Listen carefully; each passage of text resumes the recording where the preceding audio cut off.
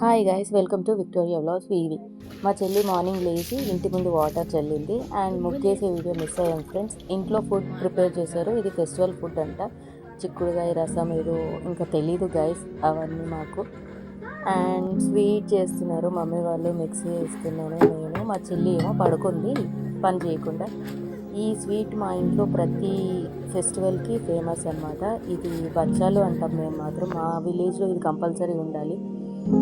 ఈ స్వీట్ లేకపోతే మా ఫెస్టివల్ మాత్రం కంప్లీట్ అవ్వదు ఫ్రెండ్స్. అందుకే వీడియో తీసి పెట్టానమాట.